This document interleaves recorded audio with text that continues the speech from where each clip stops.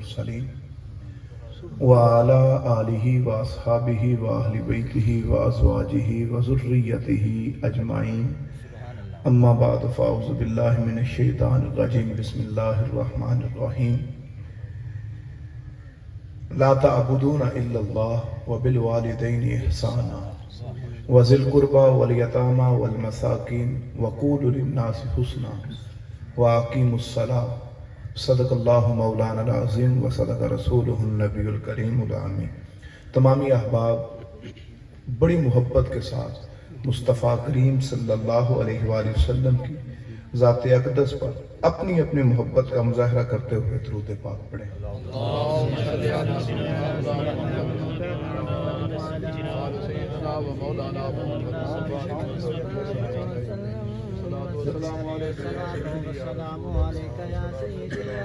اللہم صلی علی سیدنا و مولانا محمد وعلی آل سیدنا و مولانا محمد وبارک وسلم وصلی علیہ۔ سامعین محترم، آج آپ اور میں محترم عبدالعزیز صاحب، عبدالرشید صاحب، محمد سعید صاحب اور محمد محبوب صاحب، ان کے والد محترم اور شیر محمد صاحب، محمد اقبال صاحب اور محمد اشفاق صاحب، ان کے کزن محترم المقام عبداللطیف صاحب، ان کے اصالِ ثواب کے لیے آج یہاں پہ جمع ہیں۔ اللہ رب العزت کی بارگاہ میں دعا ہے کہ خالق کائنات عبداللطیف صاحب ان کے درجات میں بلندی عطا فرمائے۔ اللہ تعالیٰ ان کے بیٹوں کو، ان کی اولاد کو صبر جمیل عطا فرمائے۔ میں رات سفر میں تھا، مجھے نہیں علم تھا کہ کس کی کل خوانی ہے۔ یہ مجھے صبح میاں حنیف صاحب صدر ہیں تحریک منہاج القرآن خانپور کے، انہوں نے بتایا کہ اس طرح یہ 4 بیٹے ہیں، ان کے والد کی کل خوانی ہے، مگر میں 5 بیٹے، میں رات ویسے ہی گاڑی میں اپنے باپ کو یاد کر کے روتا آیا ہوں۔ میری فیس بک پہ پوسٹ بھی میں نے اپنے والد کے ہاتھ کی لگائی ہے رات کو کہ باپ کا نعم البدل کوئی نہیں ہوتا، جن کا باپ کیا ہے حقیقت ہے وہی جانتے ہیں، کوئی نعم البدل نہیں ہوتا۔ دنیا کے رنگ پھیکے لگتے ہیں، دنیا کے ذائقے ختم ہو جاتے ہیں۔ باپ جب بھی چلا جائے، جب وہ دروازہ ایک دعاؤں کا بند ہوتا ہے نا، اس وقت بچہ یتیم ہو جاتا ہے۔ جن کا باپ گیا وہ درد وہی جانتے ہیں۔ خدا جن کے چلے گئے ہیں، اللہ رب العزت ان کے درجات میں بلندی عطا فرمائے۔ دعائیں رہ جاتی ہیں۔ جب بھی انسان پہ کوئی مشکل وقت آتا ہے، کوئی کڑا وقت آتا ہے، انسان ایک ہی سہارے کی طرف دیکھتا ہے اور وہ سہارا والد کا سہارا ہوتا ہے، جس کے سائے کے نیچے انسان پل رہا ہوتا ہے۔ کئی ایسی چیزیں ہیں جو باپ نے ڈھانپ رکھی ہوتی ہیں، باپ کا کوئی نعم البدل نہیں ہوتا۔ جن کے زندہ ہیں خدا را اپنے باپ کی قدر کیا کریں۔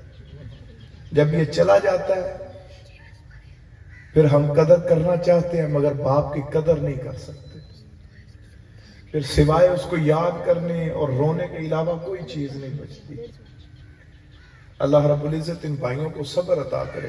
یہ صبر والی باتیں بھی تلقین کی ہوتی ہیں۔ خدا گواہ ہے کہ باپ جب بھی یاد آتا ہے۔ مجھے چند دن پہلے ایک بندے نے سوال کیا کہ حضرت سیدنا بلال حبشی رضی اللہ تعالی عنہ، آپ نے آقا کے وصال کے بعد مدینہ کیوں چھوڑ دیا؟ تو میں نے اسے بڑی سادہ سی بات بتائی کہ میں آج اس گلی سے بھی گزرتا ہوں نا جہاں سے میرا والد گزرتا تھا، تو مجھے وہ گلی بھی کاٹتی ہے، جس بستر پہ میرا باپ بیٹھتا تھا وہ بستر بھی کاٹتا ہے، وہ کمرہ بھی کاٹتا ہے جہاں میرا باپ بیٹھتا تھا۔ اگر میں اپنے باپ کے غم میں یہ چیزیں برداشت نہیں کر سکتا تو بلال حبشی کو مدینہ کی گلیاں کیسے برداشت ہوتی ہوں؟ اس باپ سے محبت کیا کریں، یقین جانے کہ یہ چلا جائے اس کا کوئی نعم البدل نہیں۔ جن کے زندہ ہیں اللہ رب العزت ان کو اپنے والدین کی قدر کرنے کی توفیق عطا فرمائے۔ سامعین محترم، میں نے قرآن مجید فرقان حمید کی ایک آیہ مبارکہ سورہ بقرہ آیت نمبر 83 اس کا کچھ حصہ آپ کے سامنے تلاوت کیا۔ اس آیہ مبارکہ میں اللہ رب العزت نے کچھ حقوق کی ترتیب بیان کی ہے۔ انسان کو خالق کائنات نے اس دنیا میں بھیجا ہے، اللہ رب العزت نے کچھ آداب بھی ساتھ بھیجے ہیں، اور یہی آداب آگے چل کے نیکی اور سیرت کی طرف چلے جاتے ہیں۔ انہی آداب کو اگر دوسری طرف لے کے چلے جائیں یہی حقوق و فرائض بن جاتے ہیں۔ آج ہمیں ضرورت ہے کہ ہم ان آداب کو سیکھیں اگر کملی والے آقا محمد مصطفیٰ صلی اللہ علیہ وآلہ وسلم کی سیرت پہ عمل کر رہے ہیں۔ ایک ترتیب اللہ نے بیان کی، اگر اس ترتیب کو چھوڑ دے تو انسان جو مرضی کر لے، اگر ترتیب پہ عمل نہیں کرے گا تو انسان فلاح نہیں پا سکتا، جو مرضی ہو۔ آپ دیکھیں کہ سورج اس وقت مشرق سے نکل رہا ہے، ایک دن مغرب سے نکلے گا قیامت آ جائے گی، ترتیب بدلے گی۔ ذرا سی ترتیب بدل جائے، اللہ نے ہر چیز ترتیب کے ساتھ بنائی۔ آپ اپنے وجود کو دیکھیں، اپنی باڈی کو دیکھیں، اس کے انٹرنل سسٹم کو دیکھ لیں، کائنات کو دیکھ لیں، خدا نے ہر چیز ترتیب سے بنائی ہے۔ اس ترتیب کو اگر چھوڑ دیا جائے یا ایک بھی چیز ترتیب سے ہٹ جائے تو کوئی بھی نظم و ضبط نہیں رہے گا۔ آپ ایک مثال لے لیں، آپ نے نماز پڑھنی ہے، کوئی بندہ آپ کے سامنے آتا ہے، وہ آگے نماز پڑھتا ہے، آتے ہی پہلے وہ اتحیات بیٹھ جائے، پھر وہ رکوع میں چلا جائے، پھر سجدہ کرے، پھر قیام میں کھڑا ہو کے سلام پھیر دے، اس کی نماز ہو جائے گی؟ ارکان تو اس نے پورے کیے ہیں، سارے وہی کیے ہیں، کس چیز کا خیال نہیں رکھا؟ ایک ترتیب کا خیال نہیں رکھا۔ اسی طرح سامعین محترم، اللہ رب العزت نے قرآن مجید فرقان حمید کی اس آیہ مبارکہ میں انسان کے حقوق کی ترتیب بیان کی ہے۔ لاکھ مفسرین آتے رہے، قرآن کا ترجمہ بدلتا رہے، تفسیر بدلتی رہے، مگر کوئی اس کی ترتیب نہیں بدل سکتا جو اللہ نے انسان پہ حقوق نازل کیے۔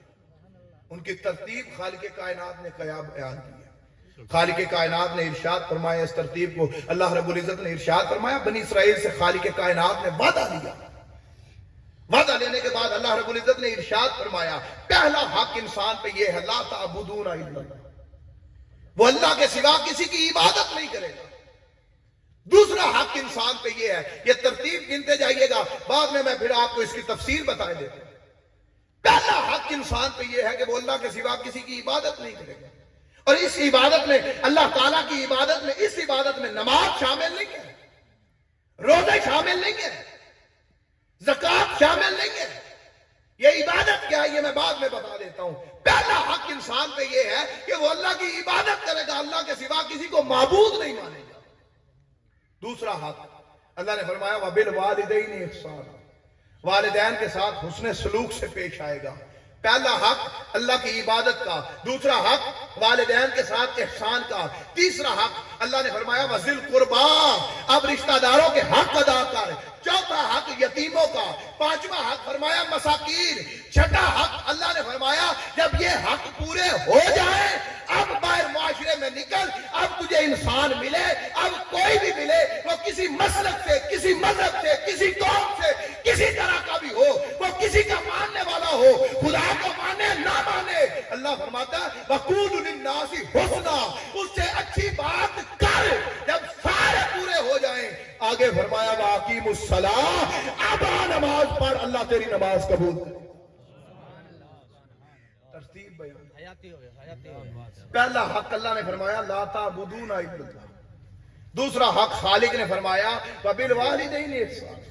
پہلے حق سے بات کرتے چلے جاتے ہیں، اللہ نے فرمایا لا تعبدون الا اللہ، یہ حق پہچانے، پہلا حق اللہ کا ہے، ہم اس نے پیدا کیا ہے، اس نے روزی دی ہے، کھانا پینا دیا ہے، اس نے وجود دیا ہے۔ حضرت ابراہیم علیہ السلام، آپ کی یہ عادت مبارک تھی کہ آپ اکیلے بیٹھ کے کھانا نہیں کھاتے تھے۔ سبحان اللہ۔ آپ نے ایک مرتبہ کھانے کی تیاری کی، آپ نے دیکھا کوئی بندہ نظر نہیں آ رہا، دور ایک بندہ پہاڑ پہ چڑھ رہا تھا، آپ نے اسے آواز دی آ بھائی تجھے کھانا کھلاؤں، وہ پہاڑ اتر کے آیا آپ کے پاس، کھانا آپ نے جب کھانے لگے سامنے بٹھا کے آپ نے کہا چل بھائی پہلے میرے اللہ کا ذکر کر پھر کھانا شروع کرتے ہیں۔ اس نے پوچھا کون سا خدا، کون سا اللہ؟ آپ نے فرمایا میرا خدا۔ اس نے کہا میں کسی خدا کو نہیں مانتا، میں تو مجوسی ہوں۔ آپ نے کھانے سے اٹھا دیا، بھاگ جا اگر تو میرے خدا کو نہیں مانتا۔ وہ اٹھ کے بڑبڑاتا ہوا چلا گیا، بلایا کیوں تھا، پہاڑ سے اتارا کیوں تھا، کھانا نہیں کھلانا۔ جب وہ چلا گیا تو اللہ رب العزت نے جبرائیل کو بھیج دیا، اے جبریل جا میرے خلیل کو کہہ، اس نے تیرے سامنے مجھے ایک مرتبہ نہیں مانا، تو نے کھانے سے اٹھا دیا ہے، پھر مجھے دیکھ کہ کتنے سالوں سے مجھے نہیں مان رہا، میں پھر بھی کھانا دے رہا ہوں۔ پہلا حق خدا کا، وہ روزی دیتا ہے، وہ جان دیتا ہے، وہ وجود دیتا ہے، وہ رزق دیتا ہے، چلنے پھرنے کی طاقت دیتا ہے، سمجھنے کی طاقت دیتا ہے، شعور دیتا ہے۔ پہلا حق انسان پہ یہ ہے کہ وہ اللہ رب العزت کو مانے۔ اب اس میں نے بتایا کہ اللہ کی عبادت نماز نہیں ہے، زکوٰۃ نہیں ہے، اس کا حکم آیا مبارکہ میں آگے اللہ رب العزت نے جدا بیان کیا۔ پھر یہ اللہ کا حق کون سا پہچان ہے، اللہ رب العزت کو کس حق سے پہچانا جائے؟ میں ایک دو مثالیں آپ کے سامنے رکھ دیتا ہوں کہ اللہ تعالیٰ کا حق ادا کیسے کرنا ہے، اللہ رب العزت کا ادب بجا کیسے لانا ہے۔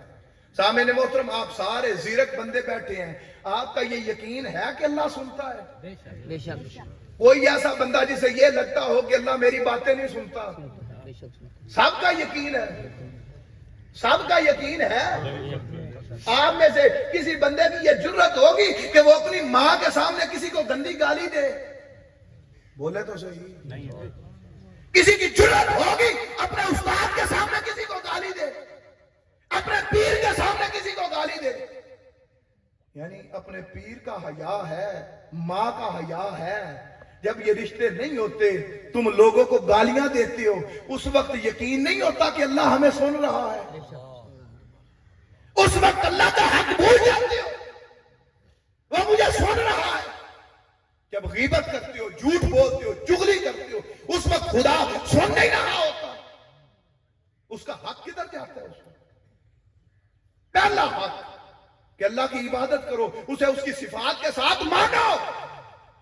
مانتے ہیں اللہ سن رہا ہے، اس کے باوجود ہم گالیاں بھی دیتے ہیں، ہم جھوٹ بھی بولتے ہیں، ہم غیبت بھی کرتے ہیں، ہم چغلی بھی کرتے ہیں، برے القابات سے بھی بلاتے ہیں۔ اس وقت ہمارا یقین اللہ سے ختم ہو جاتا ہے، خدا کا حق کدھر جاتا ہے؟ پھر آپ کو یہ معلوم ہے کہ ہمارا رزق کس کے ذمہ ہے؟ کوئی کسی کو یہ ہو کہ نہیں میرا رزق خدا کے علاوہ کہیں اور سے آتا ہے، تسلی ہے آپ کو؟ مسجد سے اذان کی آواز آ جائے، حیا علی الصلاۃ، حیا علی الصلاۃ، آؤ ادھر خدا بلا رہا ہے، کامیابی کی طرف آؤ، نماز کی طرف آؤ۔ آپ کام میں لگے ہوتے ہیں، نہیں یہ کام کر لوں، یہ گاہک دیکھ لوں، یہ کام کر لوں، یہ مکمل ہو جائے، اس سے 4 پیسے مل جائیں گے، اس وقت خدا رازق نہیں رہتا، اس وقت اللہ کا حق کدھر جاتا ہے؟ اس وقت خدا نہیں رہتا، یا اللہ رزق بانٹنے کا اپنا کام چھوڑ دیتا ہے۔ اس وقت حضرت موسیٰ علیہ السلام آپ جب جا رہے تھے نا کوہ طور پہ، یا اللہ میری قوم کا کیا بنے گا، ان کا روزی روٹی سہارا میرے وسیلے سے، کہیں پانی ختم ہو جاتا ہے یہ کہتے ہیں پانی مانگ دیں، کہیں کھانا ختم ہو جاتا ہے کھانے کا کہتے ہیں۔ اللہ رب العزت نے فرمایا موسیٰ ہاتھ میں کیا ہے؟ یا اللہ عصا، سامنے پانی پہ مارا، اس کے اندر سے پتھر نکلا، فرمایا پتھر پہ مار، پتھر پہ مارا، اس کے اندر ایک کیڑا تھا جس کے منہ کے اندر سبز پتا تھا۔ اللہ رب العزت نے فرمایا موسیٰ، جو خدا اس پانی کے اندر پتھر کے اندر کیڑے کو تازہ رزق دے سکتا ہے، وہ تیرے بعد تیری قوم کو بھی رزق دے سکتا ہے۔ جب ہم کام میں لگے ہوتے ہیں، خدا کی عبادت کا وقت آتا ہے، اس وقت کیا رازق بدل جاتا ہے؟ اس وقت پہلا حق خدا کا کدھر جاتا ہے؟ اس وقت اللہ کو چھوڑ دیتے ہیں۔ پھر سامعین محترم تیسری ایک اور صفت سن لیں، کیا آپ کا میرا یہ یقین ہے کہ اللہ ہمیں دیکھ رہا ہے؟ کوئی ایک ایسا بندہ جسے یہ یقین نہ ہو کہ اللہ نہیں دیکھ رہا۔ آپ ایمانداری سے اپنے دل میں سوچیں کہ آپ اپنی ماں کے سامنے کسی سے زنا کر لیں گے، شراب پی لیں گے، آپ استغفار کر رہے ہیں، جب خدا دیکھ رہا ہوتا ہے تنہائی میں جا کے زنا کرتے ہیں، شراب پیتے ہیں، چوری کرتے ہیں، حرام کاری کرتے ہیں، اللہ دیکھ رہا ہے، خدا آپ سے راضی ہوتا ہوگا؟ اس وقت اس کا حق کدھر چلا جاتا ہے؟ اور جس خدا کو تم مانتے ہو کہیں سو تو نہیں جاتا وہ، جب تم اس وقت گناہ کرنے لگ جاؤ۔ اللہ کا یہ ہم نہیں مانتے، وہ سن رہا ہے نہیں مانتے، وہ دیکھ رہا ہے نہیں مانتے، خدا کے یہ حق کدھر گئے؟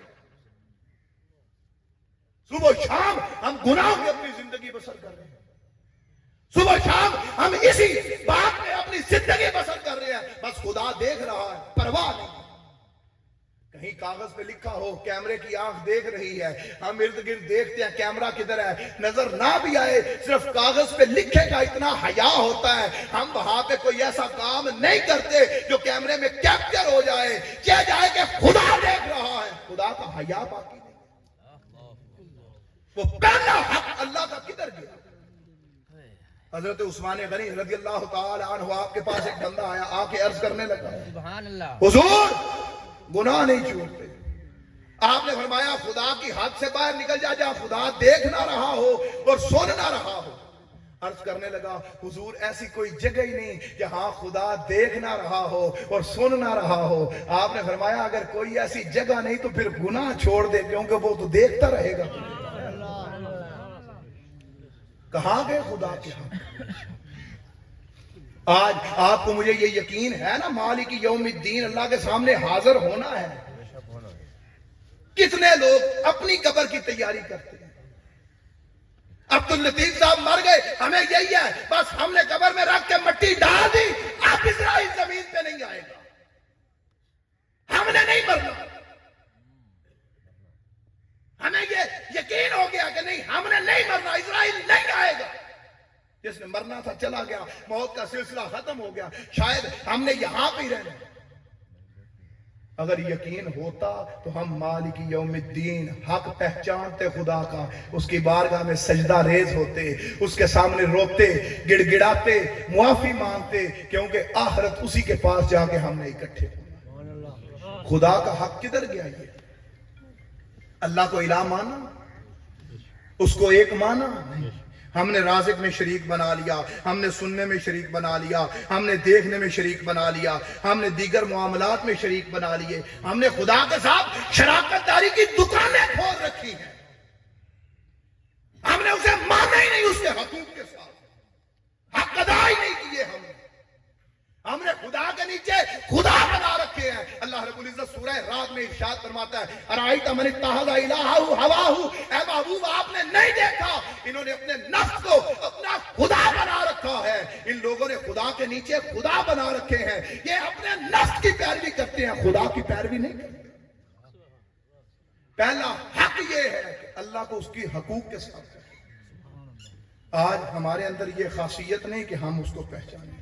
پھر سامعین محترم دوسرا حق اللہ رب العزت نے ارشاد فرمایا، وَبِالْوَالِدَيْنِ احسانا، والدین کے ساتھ احسان کرو۔ اب یہاں ایک لمحہ روک کے میں آپ کو یہ بتا دوں کہ اللہ رب العزت نے اپنے حقوق کے بعد والدین کی بات کی، پھر سورہ بنی اسرائیل اللہ فرماتا ہے وَقَضَىٰ رَبُّكَ أَلَّا تَعْبُدُوا إِلَّا إِيَّاهُ وَبِالْوَالِدَيْنِ إِحْسَانًا۔ وہاں بھی اللہ رب العزت نے بات کی، خالق کائنات نے اپنی عبادت کے بعد والدین کے حقوق کی بات کی۔ پھر ایک اور مقام پہ اللہ فرماتا ہے انشکر لی وَلِوَالِدَيْكَ، جیسے میرا شکر ہے ویسے والدین کا شکر ادا کر۔ یا اللہ تیرے پاس سیدھے والدین آ گئے، وہ نبی کدھر گیا جس کے ذریعے ماں کو مقام ملا تھا؟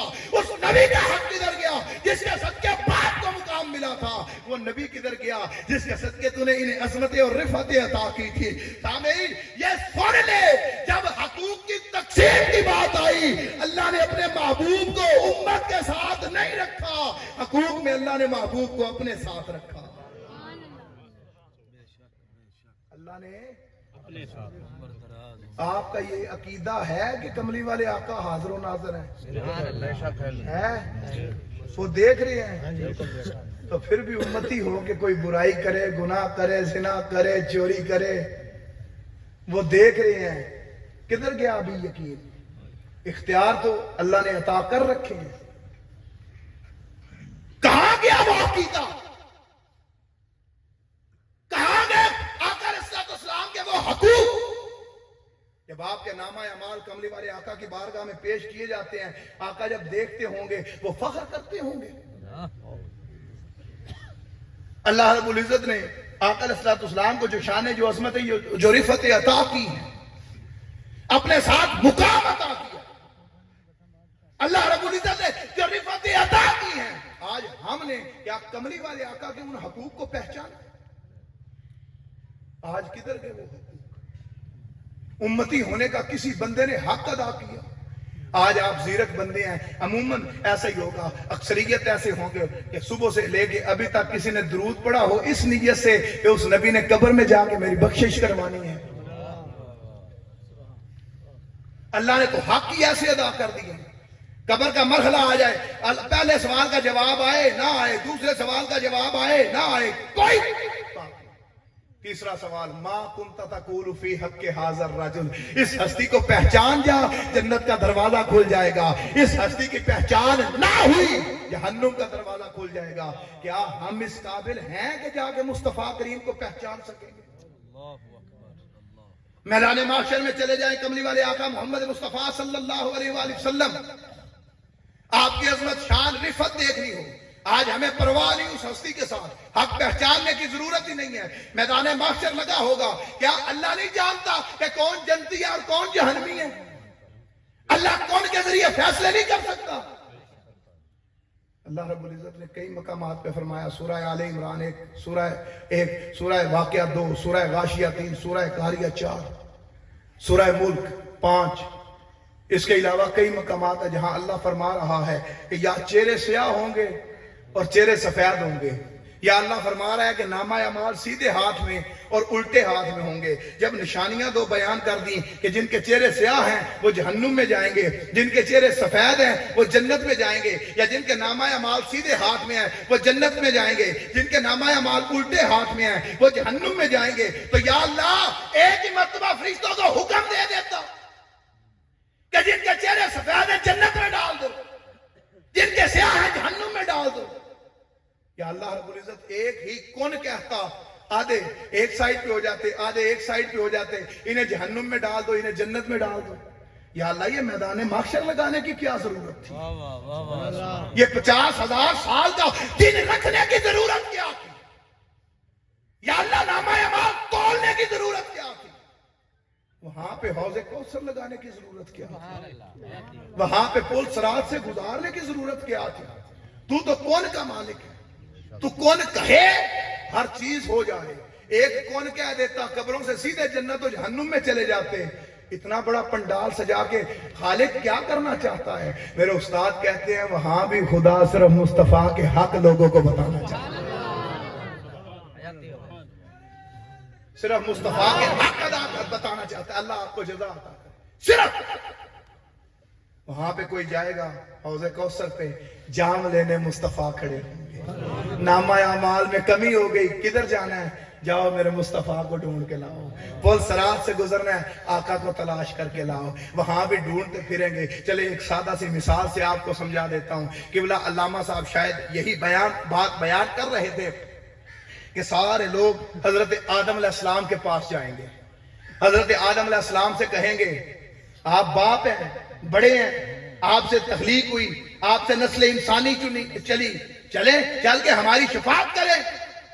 آپ فرمائیں گے نہیں، اگلے دروازے پہ اذهبوا الى غیری، آج میں کچھ نہیں کر سکتا۔ اگلے دروازے پہ حضرت نوح کے دروازے پہ وہ کہیں گے نہیں، اگلے دروازے پہ حضرت ابراہیم، حضرت اسماعیل، اسحاق، موسیٰ، یعقوب، یوسف، لوط، یونس، سلیمان، اگلے دروازوں پہ ہوتے ہوتے جب حضرت عیسیٰ کے دروازے پہ آئیں گے نا تو حضرت عیسیٰ علیہ السلام شارٹ کر کے بتا رہا ہوں، حضرت عیسیٰ علیہ السلام ان لوگوں کو کہیں گے کہ میں بھی مدد تو نہیں کر سکتا، شفاعت تو نہیں کر سکتا، ہاں تمہیں ایک دروازہ بتا دیتا ہوں، وہاں چلے جاؤ۔ وہ نہیں کہیں گے کہ اذهبوا الى غیری۔ اب بندوں کو تسلی ہوگی کہ نہیں، وہ دروازہ قریب آ گیا جڑا کدھر جائیں گی؟ جاؤ سارے محمد مصطفیٰ کے دروازے پہ چلے جاؤ۔ اب سارے وہاں چلے جائیں گے، آقا علیہ السلام یہ نہیں فرمائیں گے کہیں اور چلے جاؤ، آپ فرمائیں گے میں بیٹھے اسی لیے ہوں کہ میرے پاس آؤ، میں تمہاری بات کروں۔ اب سامعین محترم بڑی توجہ سے ایک چھوٹا سا جملہ آپ کو سمجھانا چاہتا ہوں. حضرت آدم علیہ السلام کے پاس گئے, انہوں نے نوح کے پاس بھیج دیا, حضرت نوح نے آگے بھیج دیا. چلتے چلتے چلتے ایک ایک نبی سے ہوتے ہوئے 1,24,000 انبیاء کے دروازے کھٹکھٹاتے ہوئے آئے. پہلے ہی حضرت آدم علیہ السلام نے کملی والے آقا کے پاس کیوں نہیں بھیجا؟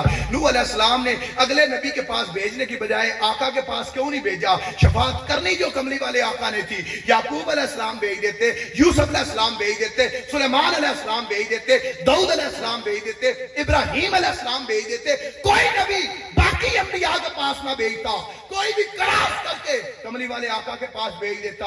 آقا علیہ السلام شفاعت کر دیتے.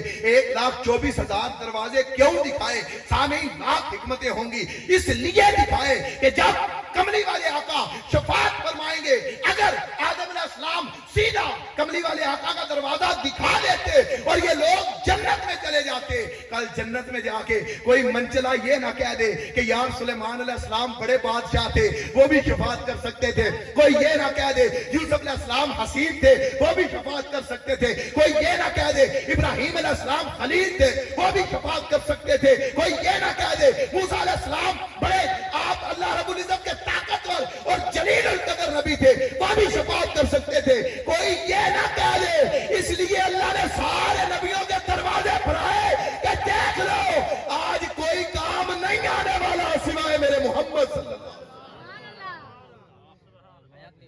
اگر کوئی ایک دروازہ بھی رہ جاتا تو جنت میں کوئی کہہ سکتا تھا, نہیں ہو سکتا تھا کہ وہ نبی شفاعت کر دیتے. ہمیں تو یہی دروازہ دکھایا ہے. اللہ نے سارے دروازے گھما کے وہاں لا کے کھڑا کیا. کوئی یہ نہ کہہ سکے کہ فلاں کر سکتا تھا, سارے یہ کہیں کہ یہی کر سکتے ہیں. یہ حق پہچانے بھی, یہ حق ہے کملی والے آقا کی. مرنے کے بعد جو پہچانو گے, آج لے ان کی پناہ, آج مدد مانگ ان سے, آج ان کو پہچانے. مرنے کے بعد یہ چیزیں کارآمد ہونے والی نہیں ہیں. آج کملی والے آقا کے حق پہچانے. سامعین محترم, اللہ رب العزت نے لا تعبدون الا اللہ اپنے حق کے ساتھ کملی والے آقا کے حق بیان. پھر آگے ارشاد فرمایا وبالوالدین احسانا. تیسرا حق, یا قرآن کی اس تفسیر کے مطابق دوسرا حق, وہ والدین. فرمایا وبالوالدین. ایک ترتیب سمجھا دیتا ہوں, ٹائم کم ہے, میں تھوڑی سی آپ کو سادہ. اللہ کی عبادت کے بعد حق کس کا ہے؟ یہاں قرآن کی تفسیر کے مطابق عرض کرتا ہوں, والدین. کس کا حق ہے؟ والدین. کس کا حق ہے؟ والدین. یہ توجہ سے سنیے گا, ایک جملہ کہہ رہا ہوں صرف اس آیت کی تفسیر میں. اللہ کے بعد حق کس کا ہے؟ والدین کے بعد حق ہے رشتہ داروں کا, والدین کے بعد حق ہے یتیموں کا, والدین کے بعد حق ہے مسکینوں کا, والدین کے بعد حق ہے انسانیت کا, والدین کے بعد اللہ نے بیان کیا نماز پڑھنی ہے. مطلب کہ والدین راضی نہ ہوں تو رشتہ دار راضی کرنے کی ضرورت ہے.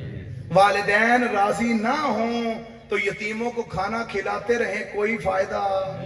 والدین راضی نہ ہوں مسکینوں کو کھانا کھلوانے کا فائدہ. والدین راضی نہ ہوں تو مسجد میں جا کے ٹکرے مارنے کا فائدہ. اللہ نے اپنی عبادت کے بعد جو حق بیان کیا والدین. آج والدین کو ہم جوتے کی نوک پہ رکھتے ہیں. یہ بچہ علاقے میں چیریٹی کا کام کرتا ہے, بچہ جی غریبوں مسکینوں میں کام کرتا ہے, کھانے بانٹتا ہے, بچہ جی فلاں کام کرتا ہے, فلاں کام کرتا ہے. خالق کائنات نے ارشاد فرمایا وبالوالدین احسانا. پہچان پہلے یہ حق ہے, نماز آگے جا کے آتی ہے. بچہ جی پہلی صف میں نماز پڑھتا ہے, جی مؤذن ہے مسجد. والدین راضی نہیں راضی. سامعین محترم, اگر ماں باپ راضی نہیں, اسی سورہ بقرہ میں آقا علیہ السلام سے سوال کیا صحابہ کرام نے, آقا مال بہت ہو گیا, کہاں خرچ کریں, کدھر لگائیں؟ اس کا جواب اللہ نے قرآن میں دیا, یسألونک ماذا ينفقون. اے محبوب سوال کرتے ہیں مال خرچ کہاں کریں. खालिक कायनात ने आगे इरशाद फरमाया, सुने तवज्जो से, कुल मा अनफक्तुम मिन खैरिन फलिल वालिदैन, अगर तुम खर्च करना चाहते हो तो बेहतरीन जगह तुम्हारे वालिदैन है, इन पे खर्च करो। आज हम लोग वालिदैन पे खर्च नहीं करते। बच्चा जी इलाके में जाके दोस्तों के साथ रात को दावत कर रहा है, बच्चा जी आज फुला कर रहा है, फुला कर रहा है, बाप माँ घर में भूखे प्यासे तड़प रहे होते हैं, उसकी परवाह नहीं होती किसी को। खर्च करना तो इन पे करो, वालिदैन पे करो। खर्च करना तो इन्हें लिबास लेके दो, इन्हें जूता लेके दो, इनके खाने का इंतजाम करो, इनको अच्छा बिस्तर लेके दो, इनके इंतजाम को देखो। ये राजी हो गए, खुदा बाकी सारे हकूक माफ कर देगा। अगर माँ बाप राजी ना हुए तो जमाने जहान की नेकियां मुंह पे दे मारी जाएंगी। अगर वालिदैन, एक सादा सी हदीस मफहूमन समझाए। एक सहाबी है, तवज्जो से सुनिएगा जुमले। एक सहाबी है, क्या है? सहाबी किसे कहते हैं? जो कमली वाले आका के दौर में हालत ईमान में कलमा पढ़े सहाबी हैं। मस्जिद नबवी में नमाजें भी पढ़ते हैं, आका की सोबत में भी बैठते हैं। आखिरी वक्त आ गया, जुबान पे कलमा जारी नहीं हो रहा, जुबान पे कलमा जारी नहीं। इससे बेहतर कोई जमाना, इससे बेहतर कोई सोबत उसके लिए, इससे बेहतर कोई जगह उसके लिए नहीं। इसके बावजूद जुबान पे कलमा जारी नहीं हो रहा। सहाबा किराम ने आका अलैहिस्सलाम की खिदमत में अर्ज की, तमाम जहानों का सरदार, इमामुल अंबिया, सैयदुल मुरसलीन, जाने जाना, जाने रहमत, आका मोहम्मद मुस्तफा सल्लल्लाहु अलैहि वसल्लम, आप खुद तशरीफ ले आए। आपने कलमा पढ़ाया, कलमा फिर भी जुबान पे जारी नहीं। इससे बड़ी कोई बात हो सकती है? आका अलैहिस्सलाम ने पूछा, इतनी बड़ी बात, क्या बात है, क्यों जारी नहीं हो रहा? माँ बाप में से पता करो कोई जिंदा है। पता किया जी, माँ जिंदा है, बुलाओ। माँ को बुलाया गया, पूछा गया, आप राजी हैं अपने बेटे से? माँ ने कहा, मैं। किधर गई नमाजें, किधर गई सोबत, किधर गए सजदे, वो मस्जिद नबवी की नमाजें किधर गई? एक एक नमाज के 50-50 हजार के बराबर सवाब। माँ घर में तड़प रही होती है, बेटा जी हज पे जा रहा है, उम्रे पे जा रहा है, किधर गई वो सारी चीजें? आका अलैहिस्सलाम ने उनकी वालिदा से कहा, माफ कर दे बेटे को। नहीं कर सकती। कमली वाले आका ने फरमाया, लकड़ियां लाओ जी, आग जलाओ, उठाओ, आग में डाल दो। मरने के बाद में भी आग में जलना है, पहले ही जला दो आग में। अब जब माँ ने सुना, दिल नरम हो गया, माँ ने मुआफ कर दिया। उसके बाद जुबान से कलमा जारी हुआ। माँ राजी ना हो तो इबादत कबूल नहीं होती। हदीस मुबारका, कमली वाले आका ने इरशाद फरमाया, बाप की रजा में रब की रजा है। जिसका बाप राजी नहीं, उसका रब राजी नहीं। जो यहाँ आए बैठे हैं, बाप राजी नहीं, वो दुनिया जहान में जितनी भी इज्जतों वाले हैं, अल्लाह ने जितने भी मर्तबे अता किए हैं, वो दुनिया के हो सकते हैं। खुदा राजी नहीं हो सकता जब तक बाप राजी नहीं। फिर एक छोटी सी है या सूरह बनी इसराइल में, मैंने इन्हें कहा था खाना लेट लाइएगा, ले आए हैं आप। मैं बात मुकम्मल करके बस अपनी इजाजत चाहता हूं। सूरह बनी इसराइल की आयत ले ले। फरमाया, वक़दा रब्बुका अल्ला ताबुदू इल्ला इय्याहु व बिल वालिदैनि इहसान। तेरे रब ने फैसला कर दिया, अल्लाह के सिवा किसी की इबादत नहीं करेगा, पर वालिदैन से उसने सलूक से पेश आए। इम्मा यबलुगन्ना इंदकल किबर अहदुहुमा औ किलाहुमा फला तकुल लहुमा उफ वला तनहरुमा।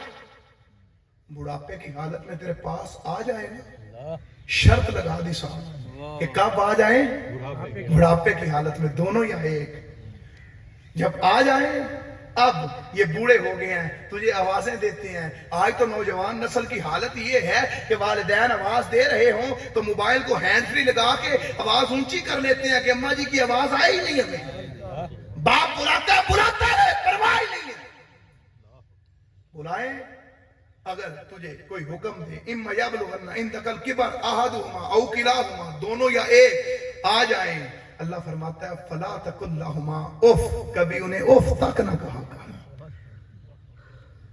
اف نہ کہا کر، ولا تنہرہما، جھڑکی نہ دیا کر۔ آج ہمارا حال کیا ہے؟ ابا جی آپ کو تو پتہ ہی نہیں، آپ پرانے زمانے کی ہے، یہ جدید دور ہے، آپ کو نہیں پتا کیسے بات کرنی ہے ان لوگوں سے۔ یار جس نے پال پوس کے تجھے اتنا بڑا کیا اس کو نہیں پتا زمانے میں بات کیسے کرنی ہے، جس نے تجھے مضبوط کیا اس باپ کو نہیں پتا کہ تجھے بات کیسے کرنی ہے۔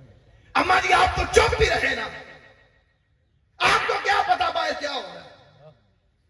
فلا تقل لہما اف ولا تنہرہما، جھڑکی نہ دیا کر، جھڑکا نہ کر، وقل لہما قولا کریما، ان کے ساتھ نرمی سے بات کیا، اچھی بات کیا، وَخْفِضْ لَهُمَا جَنَاحَ الذُّلِّ مِنَ الرَّحْمَةِ۔ اب یہ ساری باتیں کرنے کے بعد یا اللہ اوف بھی نہیں کہا، جھڑکی بھی نہیں دی، بات بھی اچھی کی، کیا احسان پورا ہو گیا، حق ادا ہو گیا؟ نہیں۔ یا اللہ اب کیا کروں کہ احسان پورا ہو جائے؟ تو نے فرمایا تھا وَبِالْوَالِدَيْنِ احسانا، ابھی تو عدل بھی پورا نہیں ہوا۔ ایک صحابی آئے، اپنی والدہ کو اپنے کندھوں پہ بٹھایا، بٹھا کے آپ نے حج کروایا، طواف کروایا، کروانے کے بعد کملی والے آقا کی بارگاہ میں آئے، آقا میں نے اپنی ماں کو اپنے کندھوں پہ اٹھا کے چٹیل میدان پہ طواف کروایا، کیا میں نے ماں کے حق کو ادا کر دیا ہے؟ آپ نے فرمایا جب تیری پیدائش کے وقت اسے ایک درد ہوا تھا نا، تو نے وہ درد کا حق بھی ادا نہیں کیا۔ احسان تو آگے کی بات ہے، یا اللہ یہ سارے کام کروں احسان ہو جائے گا؟ نہیں، یا اللہ آگے کیا کرنا ہے؟ فرمایا وَخْفِضْ لَهُمَا جَنَاحَ الذُّلِّ مِنَ الرَّحْمَةِ، اب بلائے تو دونوں کندھے جھکا کے رحمت کے ساتھ، ادب کے ساتھ ان کے پاس جا، قدموں کی طرف بیٹھا کر، ان کی بات کاٹا نہ کر، ان کی تعظیم کیا کر، ان کی مجلس کی تعظیم کیا کر، یا اللہ حق ادا ہو جائیں گے۔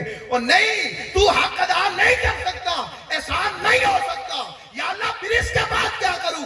اتنا کرنے کے بعد پھر اس کے بعد یہ کیا کر کہ ہاتھ اٹھا اور یہ دعا کر، کون سی؟ فَقُلْ رَبِّ ارْحَمْهُمَا كَمَا رَبَّيَانِي صَغِيرًا، یا اللہ جو میں کر سکتا تھا وہ میں نے کیا ہے، اب اگلا حق تو ادا کر کہ ان پہ ایسے رحم کر جیسے یہ مجھ پہ کیا کرتے تھے۔ آگے احسان کرنا خدا کا کام ہے، وہ کتنا احسان کرنا۔ پھر آخری بات صرف انشکر لی والی بات اللہ نے ایک مقام پہ بیان فرمایا، والدین کا شکر ادا کرو جیسے تم خدا کا شکر ادا کرتے ہیں۔ ہم تو اللہ ماشاءاللہ خدا کا شکر بھی ادا نہیں نہ کیا۔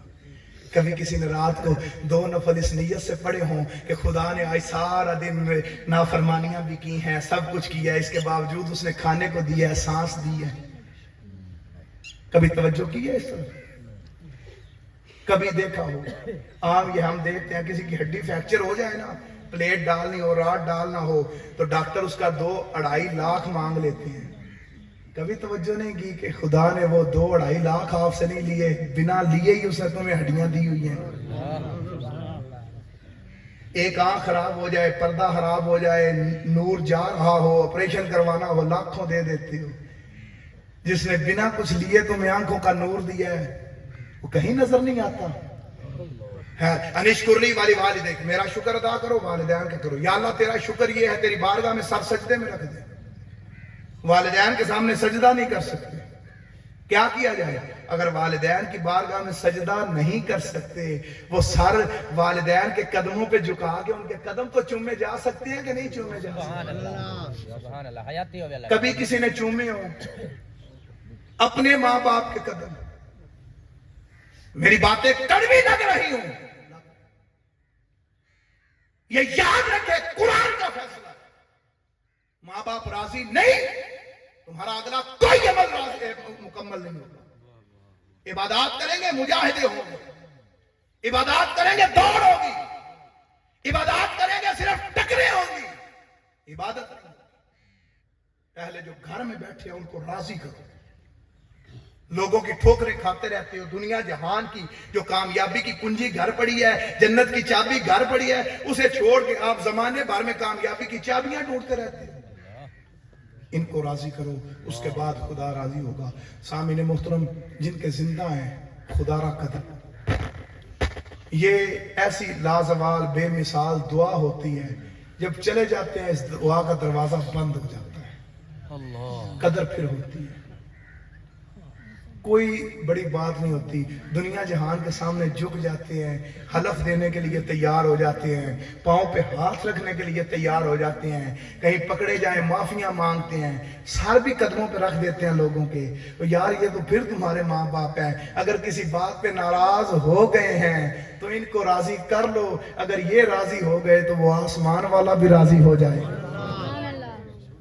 इनको राजी करें। अल्लाह रब्बुल इज़्ज़त की बारगाह में दुआ है, खालिक कायनात आपका मेरा आना मिल बैठना अपनी बारगाह में कबूल फरमाए। अल्लाह ताला इसका अजर सवाब अब्दुल लतीफ़ साहब उनकी कब्र में उनको अता फरमाए। खालिक कायनात उनके बेटों को सब्र जमील अता फरमाए। अल्लाह रब्बुल इज़्ज़त से दुआ है कि खालिक कायनात आपको मुझे अपने वालिदैन की कदर करने की तौफीक अता फरमाए। वमा तौफीकी इल्ला बिल्लाह। आमीन।